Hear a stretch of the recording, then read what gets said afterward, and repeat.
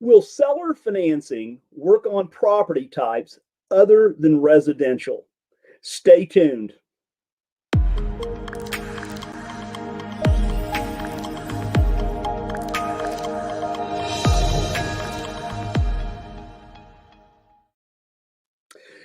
Well, good morning. This is Joe Varnador, and welcome to today's edition of NoteSchool TV. We are so happy to have you guys today, and we have an amazing show for you. So remember to like, share, and subscribe by hitting that bell, right? So that you will know that NoteSchool goes live every Wednesday morning at 11:05 Central Time. So, and to learn more about NoteSchool TV and NoteSchool, just go to noteschool.com/TV. Feel free to add your comments, add your questions, and to stay hooked in with us. So, I am going to jump into our news stories for today.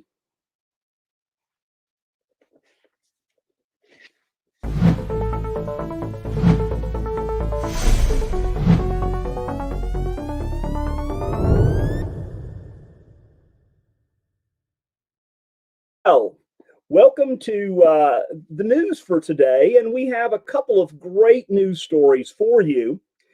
So the first one is White House foreclosure ban extension to deliver immediate relief. So yesterday, President Biden announced that the foreclosure moratorium would be extended from March 31st to the end of June, to June 30th. So this was designed to, help Americans as we continue to go through this whole pandemic. The story on DS News says today, 1 in 5 renters is behind on rent, and more than 10 million homeowners are delinquent on their loans. So these actions through the GSEs, the government-sponsored entities like Fannie, Freddie, Ginnie Mae, through HUD and all the government-sponsored loans will help folks. Okay, and that's a good thing. So this piece that Biden put in yesterday will actually cover about 70% of home mortgages in the United States. So as long as it's a GSE, either insured or guaranteed loan, that will take effect.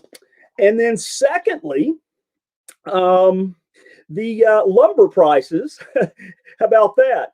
Wild lumber prices have crippled home builders.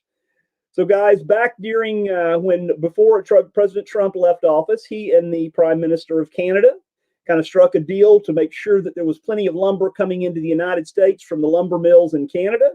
And then, well, the pandemic hit and it kind of slowed that down. So what we're seeing today is that lumber prices are at an all-time high, as well as an all-time shortage. So stay tuned on that. Just another bleep in the system as we move forward here.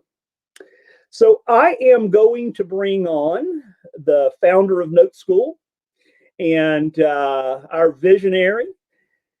Come on, Mr. Eddie Speed. Good morning, sir. How are you? You're looking good. I'm good. How are you? Doing great, man. I'm in Florida, so it's 85 degrees. You're in Texas, so it's 7 degrees. Well, we have had quite a cold spell. If you've read anything about it on the internet, it's kind of crazy. And our friends from up north kind of tease us a little bit, and maybe rightfully so. And they're like, we live with this all the time. But we have had a problem with producing utilities, Joe, both water, gas, and electricity. And it's kind of like Dallas-Fort Worth's 8 million people in it. And when you have the capacity need of about 120 or 30% of normal, and you can only produce it at about 60% of what you normally could produce, those numbers don't quite match, Joe. Yeah, there's a gap there, man. There's So a gap. everybody in Dallas, big word, has had to pivot, right?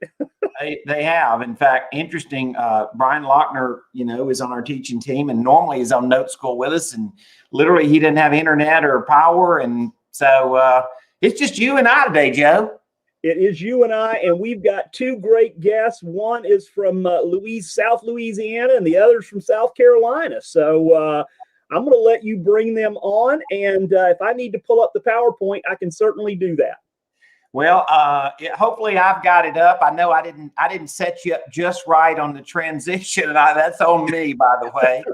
But pretty interesting news on both sides of the spectrum, right? Shortage of lumber, and a lot of things kind of working underneath and behind the curtain about things to come on delinquent loans and forbearance, right? Right. And, and then again, and on the first story there with the foreclosure ban, that affects the folks that they have until June 30th to go in and get on the on forbearance as well. So it extended the forbearance piece of that as well. And then that will carry through 6 months after that. So, as much as we tried to dig out of this, it's kind of dragging us back in. So I'm going to drop off here, man, and I'm going to let you introduce our guests today because these are two sharp cats. All right. Awesome. All right. So I want to bring on Ben Legg and Greg Phelps. These guys are doing a business that I really love, and they're seasoned guys at it. Welcome, guys. Hey, Eddie. How you doing? Hey, Eddie. Good to see you. Good to see you.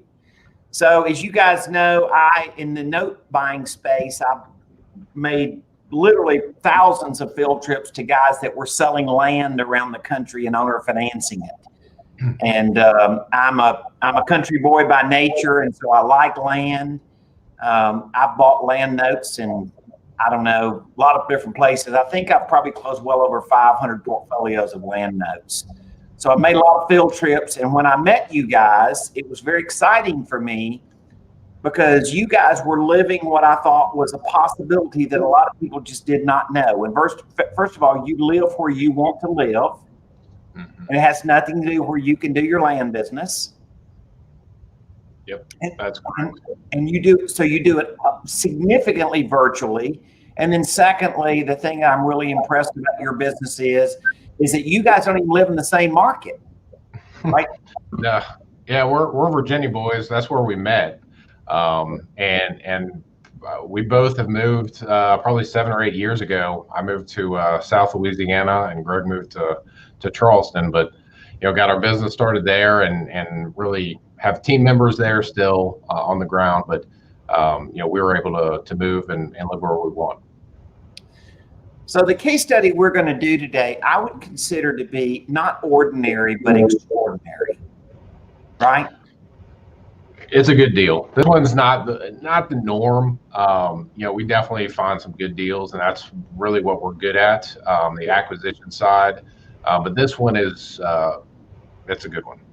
It definitely is a good one, and it shows you what's possible. And I believe that this is what I call a country land deal, right? You're not really a subdivider. You may be a land split up guy. You may take a tract of land and split it into more than one tract, right? But you're not putting in utilities, and you're not putting in necessarily, you may put a driveway in, but not necessarily a road, right? Correct. Yep. Yeah, we've done a number of subdivides or divisions. As far as the infrastructure, I mean, Greg and I have talked about that a lot. That's just not something we've done. Yeah. Or I don't think we even want to do, to be honest with you. We like to keep it easy and basically get it lined up, ready for the buyer to go or whatever. Yeah. So I really appreciate these guys. I think they have a very good model. They're quite giants in the business. In fact, in the business that I'm involved in, our land business, we have a little network of guys that are from the different parts of the country that do this well and all have a good contribution to it. And so I'm honored to say that these guys teach me the parts of the land business that they're really good at that we can be better at, and hopefully vice versa. So it's a good partnership and stuff. I want to show you guys a case study today. And Greg, that's some of your handiwork, isn't it? Is this that is not mine. One day, hopefully, I'll get on that thing and do it. But you did it all with a skid steer, right? The little mowing thing in front of the skid steer. Mm-hmm. That's right. Yep. We had a actually buddy of mine who I grew up with. We hired him to get out there with his skid steer. So this tract was, if you'd seen the before pictures, this is after, but before was, imagine a jungle, literally. You couldn't see into that tract. It was just, old growth, regrowth, and we ended up buying that, and we knew it was something that we could add value to, and that's really what we look for, among other things, when we're buying land. But it's amazing what a skid steer can do. A day and a half work of skid steer work, and a couple loads of gravel. No doubt about it. As you know, I'm a fan of that, and we like doing that on some of the land that we do as well. So this was out in the country. This was 33 acres. And this was, I guess this is your before picture. So it gives you a pretty good sense of what it can look like before and after, right? That's right. Yep. This one, is one that we, after we got the skid steer in there, obviously, we're able to cut down a lot of that and get it cleaned up. And this is one that, it's just in a really good area. Greg and I both grew up, not far from here. And when we saw this particular tract of land, we knew the area and where it was, power at the road. What else, Greg? Good state road frontage. This is one where, all the checks were kind of, checked off on this one. That's great. What I would say that you guys do is you essentially buy land like house buyers buy houses. Right. Use a lot of the same techniques. You find people that have a piece of property they're not using, and you do a marketing system to go reach out to them. So here's the land track, and I assume that you guys can see that. And the orange line here is, of course, the property itself, where you bought it. So it opens up in the back, right? It's kind of a weird shaped track. Yep. Got a little pipe stem. Go ahead, Greg. Got a little pipe stem right there. Yeah. And this is off the GIS as well. So if folks aren't used to looking at maps or land, this is on the county GIS. It'll map out all the properties. And yeah, I think one of the oh, sorry. Go ahead, Greg. Yeah, no, we've seen enough of them. This looks normal to us. Yeah. Well, and it kind of looks normal to me because, as you guys know, I look at a lot of stuff like this as well. But basically, the line here, of course, is the county road, right? And this track probably did not make a lot of sense to bust up into various tracks because of the shape of it, right? Yeah, and this one wouldn't have been, you'd have to have a significant amount more of road frontage to be able to do that. If it had that, it would have made great sense. But this one, there is actually in land use, so we would have had to pull it out of the land use. There were some different things with this that wouldn't have made sense to do that.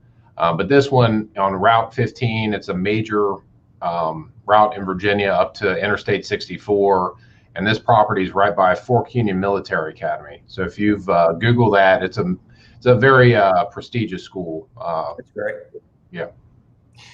All right, so let's talk about it. So you guys bought the property, and just kind of briefly tell us a little bit about the story. So you bought it all cash. Tell us about the seller a little bit and what their story was.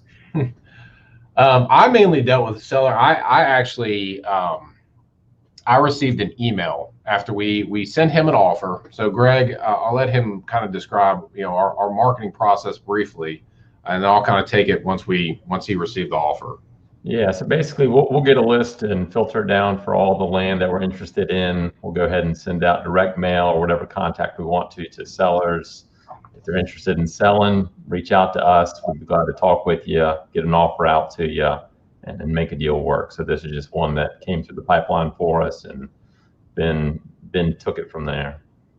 Yeah, it struck me because I got an email and it was a very different email. It was from an attorney, and there was nothing in the body of the email. It just had an attachment with a formal letter on company letterhead for his law firm.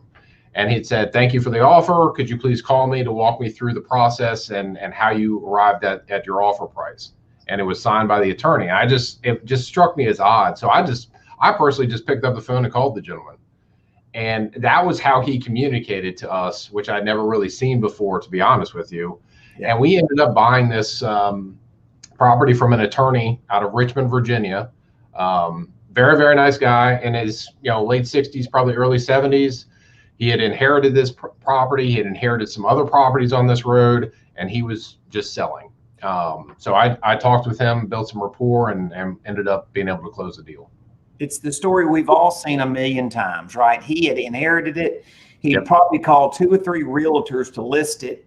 They may have listed it. They didn't know how to market it, and they probably never got an offer. And to him, it was sort of like unsaleable land, so to speak, right? Yeah, I think the other big factor for him was he did cut the timber. So he received some of his equity out of the land, which is a big point for us. And it caused, that there would need to be some work, some cleanup on the property. So that was something that we kind of talked through that he finally just kind of agreed. So in your neck of the woods, there is a timber value on a lot of this kind of property. Oh, yeah. And I grew up and I did a lot of deals in the Southeast, so I'm very familiar with that idea. Great idea that he did.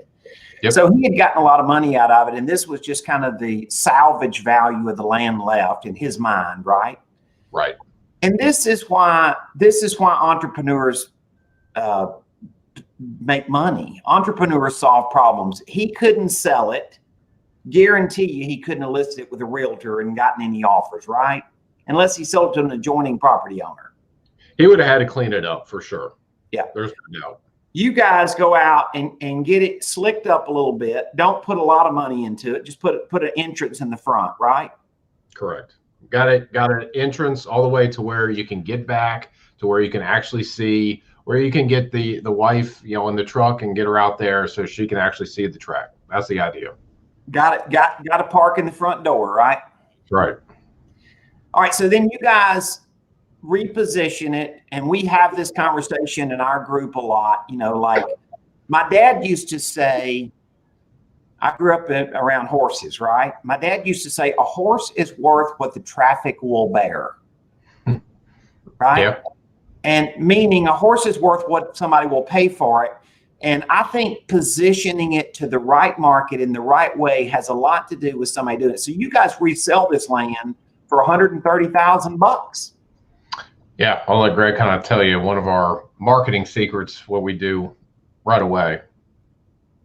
Yeah. So one of the secrets is, as you had mentioned, Eddie, is get in touch with the neighbors. So we go ahead and send a letter to all the adjoining neighbors, and they're the first people we want to contact. They know the land the best, and we also want to do the right thing. If it's in their backyard and they want it, we want to work with them. So did that work? It did. We ended up selling it. We sent, neighbor letters, what we call our neighbor letters. It's just a process to funnel through our marketing process. And one of the first things is just our quote unquote neighbor letter. Very simple, very plain Jane, just, hey, we've got this tract. We thought it's the right thing to send you a letter before we market it. Give us a call.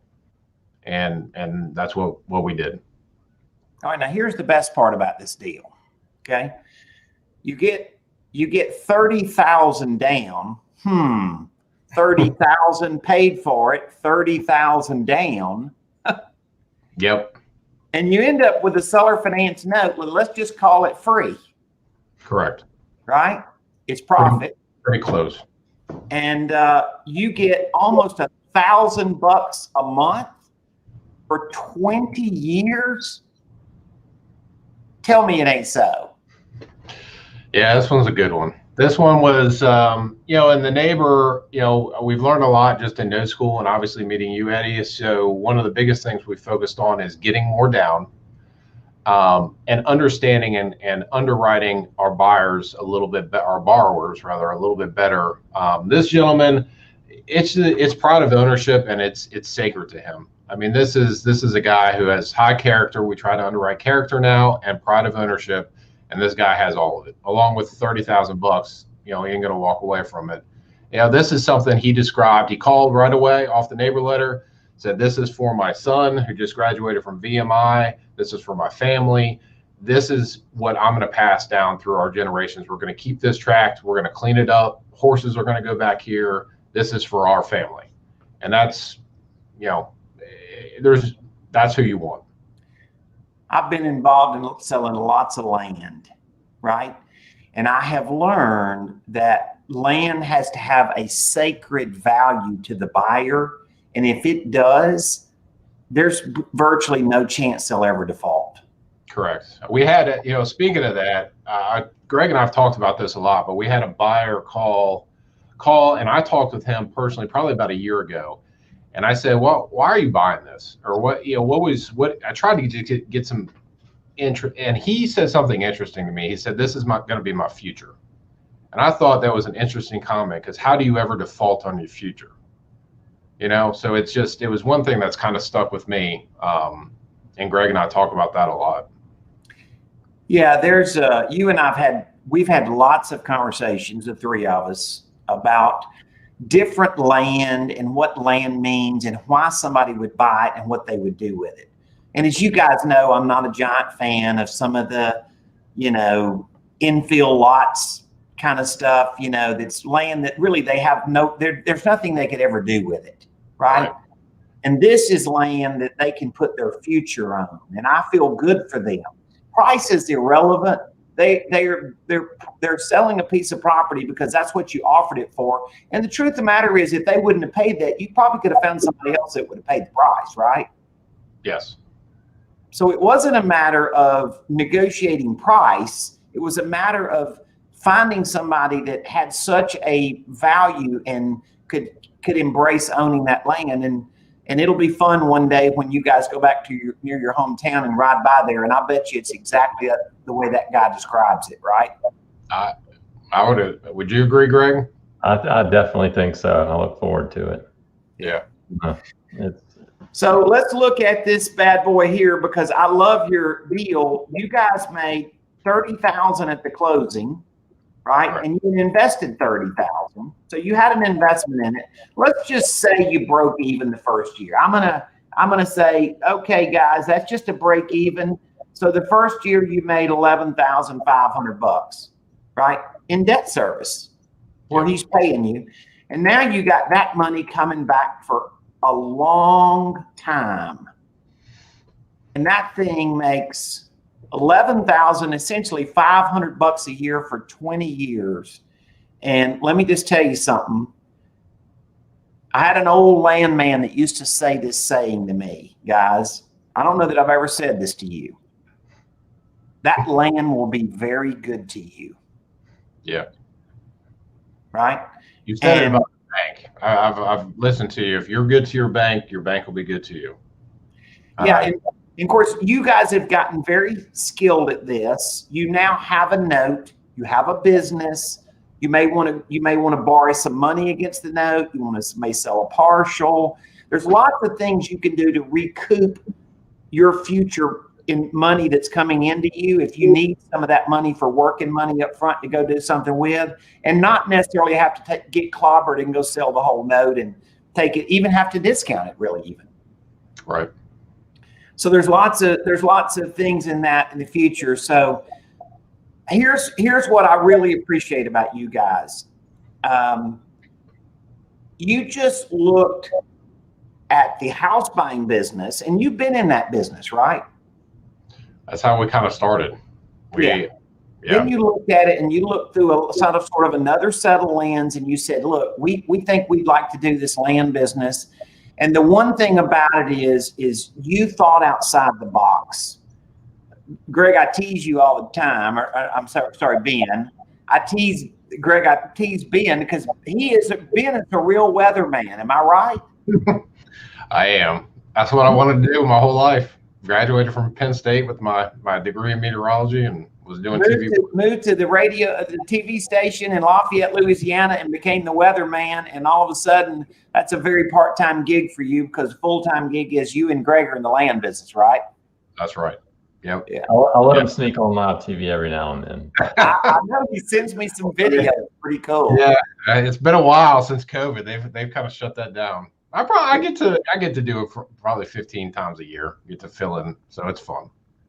Anyway, it's that's a fun thing. And listen, guys, I really appreciate your business. I appreciate how you handle it, and we'll all agree that was an extraordinary deal. We wish we could do that times 100 every year, but sometimes they're not going to be quite have that wide of a margin in it. Yeah, we look for singles and doubles. I mean, that's really what we built our business on. Really good quality land. This one is a home run. I mean, there's no doubt about that. But we've learned a lot, and look forward to continuing to learn a lot. Well, we appreciate you guys coming on and sharing, and great story. And obviously, we see seller financing on all kind of asset classes. And as you guys know, and we've talked about, with the virus and commercial property and a lot of different asset classes that are going to be affected by, going to become distressed assets, and the financing is going to dry up a good bit on some of that stuff. We're going to see seller financing on a heck of a lot more than houses. And that was obviously Joe's opener today, right? Can you do it on more than houses? Oh yeah. I think that's going to be the theme really for a while. You got it. Yep. You guys, thank you. I'm so glad to see you, and congratulations on your deal. Thanks, Eddie. Good to see you. All right. Well, it's just about that time, Joe, for Feeding Frenzy Friday.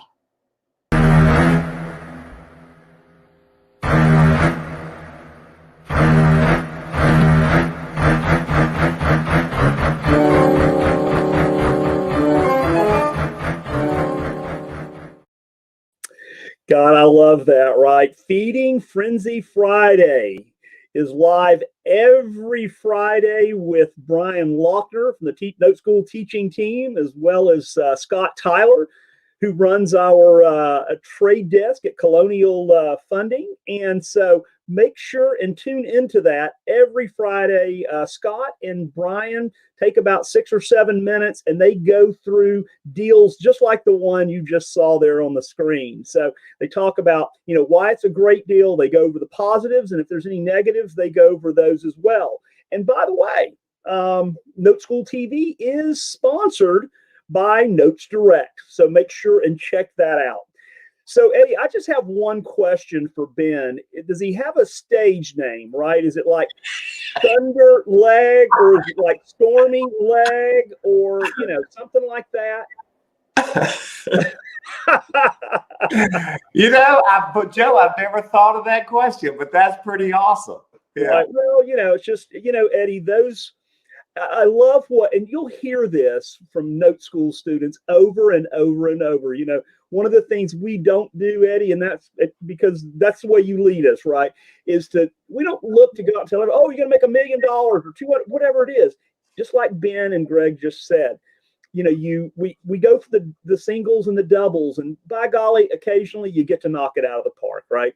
You got your hook in the water. Something good can happen occasionally. More hooks you put out there, the more that's going to happen, man. You got to troll. So let's talk quickly about our guest next week, and then we're going to jump into our after party with Ben and Greg. So Eddie, next week you are going to interview a very, very dear friend of yours, mine, and of NoteSchool, Dr. David Phelps, right?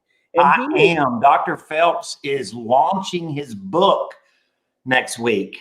Yeah. And he is launching it on Tuesday, and we have a live interview with him on Wednesday. Right. So I'm really excited. I have a long history with Dr. Phelps. Think a lot of this man. Smart cat, good guy, and just really excited. You guys be sure and stay tuned with us and be with us next week on that. Absolutely. And the name of his book is What's Your Next? So guys, stick around with us for the after party. And make sure and again, like, subscribe, and hit that bell notification so that you know when we go live every Wednesday morning at 11:05 Central Time. And to check us out and to learn more about Note School and what we do at Note School, go to noteschool.com/TV. Guys, thanks so much. We will see you next week, and take care.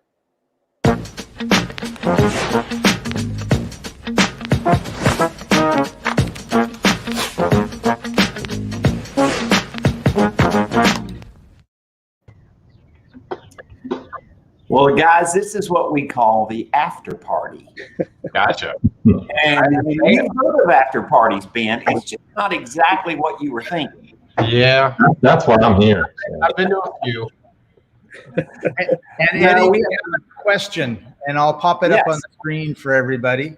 How does one get the value of a land tract to enable to place an offer? She meant she did a correction. For real property, we use comps, etc. How does land work?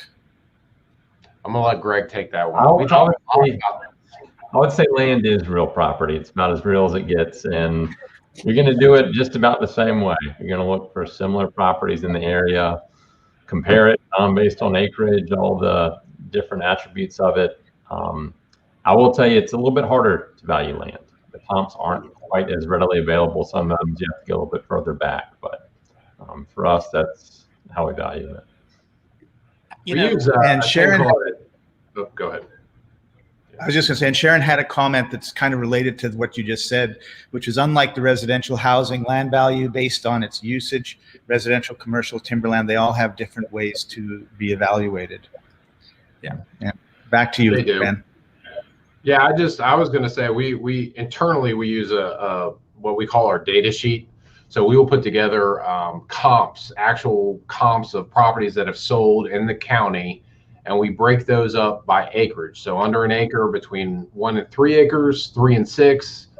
So we get ranges, and then we compare them of what they sold versus their assessed value and price per acre. And if you get that, you've got a really good idea of how land is valued, and obviously going to see it and just being involved in it. You know, land guys develop a judgment, is what I've noticed, right? Mm-hmm. You had, was it 33 acres, 36? I forget exactly what 33. It was. Yep. 33, yeah. So the thing about it, though, is the way it was narrow, it was kind of had a neck to it, right? So it was narrow at the front, and it went back. And so you get into a little bit of a question of usable acreage. Right. Mm-hmm. And so had that been 33 acres all along a road that you could have cut into 4 tracts, its value to buy it would have been very different, correct? Correct. Yes. And so those are things that you now have developed kind of a sense and a judgment about. I think it's common sense, but you understand the rules that relate to the common sense. You guys obviously have great common sense. I think it's just experience more than anything. Just like a house. I mean, when you're doing single family versus one area versus another, you just experience and understanding what you can do. Well, guys, but it didn't start out, did it, where this guy said, well, I want, $100,000 for this, right? I mean, you kind of talked through it. He expressed what he was looking to get out of it. So it wasn't like it was just so difficult to go out and nail a price for this land, right? I mean, am I going along the same right trail there? Yeah, Greg, I mean, we've got a system for how we do all that. It's weekly. I'll let Greg. Yeah. So we'll obviously do the research on it and go ahead and send out what an offer we think would be fair for. And then from there, we'll either, call the seller, they'll call us, we'll do negotiation at that point, or we'll follow up in the future with the revised offer and really take a look at it. And it's systematic how we do that. We wait. And obviously the price you pay is irrelevant to whether it's all cash or terms, right? Correct. So that's something we're looking forward to learning. We're baby pups when it comes to seller carrying on the front end. We're looking forward to learning from you guys on that. And I would say something with the land that we haven't mentioned is it's prime for finance. And one big reason is a lot of banks don't lend on land. And so if banks don't lend on land, you either have to have all cash or the seller has to finance, whether you're buying it from the seller or we're selling it. It's without banks involved. We're the bank. You know, our Yep. person that made the comment a minute ago on the screen, Scott, our producer, you know, read it back to us.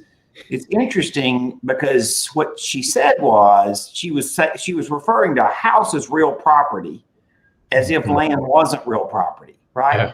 And Greg, you quickly corrected and said it is real, but here's the reality, right? Land, a lot of land is difficult. It's difficult to sell it the way we're used to traditionally selling property, right? They've called. How many times have you guys had a customer call you about selling a tract of land and they've had it listed with a realtor, or they talked to a realtor and the realtor went on and on about what it was worth and then they couldn't sell it? 105 times out of 100. Right? And so that's the advantage, is the fact that it's not, it traditionally is not very efficiently sold through realtors. Now, we mutually know people that are smart land people that happen to be realtors. So that doesn't mean every realtor doesn't know how to do it. But most realtors don't know how to do it. And that's become your business model. It's hard. I mean, it's a hard asset for people to understand unless you really commit to understanding it. Right. And it's not, I don't mean it's hard like, hey, you got to be a rocket scientist to understand the whole process and how to actually buy a tract of land. But it takes, just like anything else, it takes, you know, time and effort and energy to learn it. Yeah. Well, you guys have built a business around this. This is your gig, right? And you do it every day. And so you've really taken it to a different level. I've met lots and lots of people that did land on a very part-time basis and did okay with it, right? Did pretty good with it. And obviously, as you guys know, as I said at the beginning of the show, I love land. And it is because really at the end of the day, what I've discovered is if you find the right buyer that buys the land from you and you own or finance it, the right land and the right buyer, they almost never default, because I used a word earlier and I was taught that word by a landman. And he used to say, Eddie, this land is sacred to these people. You're right. Yeah. I mean, country land and good country, hardworking people, it's their land. They want it. That's just how it is. You know, it's kind of like their sanctuary, especially with everything that's going on now, to be able to get out and go out, and even that, it's got a little road there, but you get in that and then you can stand there and kind of look at it, and it is real. And Greg, Ben, I just have to ask you a question here. So is there as much competition in this as there was when you were buying and selling houses? You don't have to answer that, guys. Although it's interesting, we have definitely seen an uptick in we receive more letters now for tracts that we own than we have in the past. But no, houses are a whole nother animal. You know, and one thing I want to, before we hang up, and I know we need to, but I want to say one thing, because people hear me do like the weather report, Ben, so to speak, of the market, because what's happening in the weather right now might be very different from what's going to happen because of what's working behind the curtain, right? But you guys' land business and some of this other network of guys that we're in, and so my partners in the land business, we put a tract of land for sale, and within 75 days, we sold $2 million worth of land. It's insane. True story. And so for cash. Yeah, we actually did sell it for cash. I wish we could have owner finance part of it, but they just were, they were like literally just like, no, we want to pay cash. And I mean, it's like we sold 7 tracts in about 60 days. My guys did awesome job. And people, so to understand what Joe said about the virus is true. This country land, this particular land was about 90 miles from Dallas-Fort Worth. It was pretty land, and people were buying that land to do what? Get away. To go escape being in the city. Mm-hmm. Yeah. Wow. So You guys Ed, are awesome. we have Are two awesome. questions that are kind of related to what we've just been talking about. So is it okay? We'll just take these. They'll be the last two questions. The first Sure. is from Marv S. Marv S. Where do you find listings for tracts of vacant land, such as this one, larger or smaller? I see ads for vacant land on Craigslist all the time, but there are some publications you three subscribe to? Before you answer that, let me bring up Charles. What sources do you use to locate the tracts you want to make an offer on? So they're kind of like the same question. I'll let the marketing guru take care of it. So I'd say in terms of finding land and basically where we market to, landwatch.com is going to be one of the biggest sources. They pull everything that is on the MLS, and that's probably going to be your number one source. And then Facebook Marketplace has been really good too. You kind of have to sort through a lot of things, but that's another hot spot that you can sell on or find tracts on as well. Craigslist is another good place, but just like land versus houses, it's a little bit harder to find it compared to houses. Right. So keep that in mind. But Land Watch and Facebook Marketplace are it. And then in Great terms tips. of finding the list, I'd say it's going to be about the same as houses. We like to go directly to the county, get the list from them. There's also data providers you can get out there. You just want to get the list and go ahead and sort it for the type of land you want. Okay, Joe, take us home, pal. Very good. I certainly will. So again, if you want to learn more about NoteSchool and what we do at NoteSchool, go to noteschool.com/TV. Make sure and like, subscribe, and hit that bell notification. We will see you next Wednesday, live at 11:05 Central. Have a great week.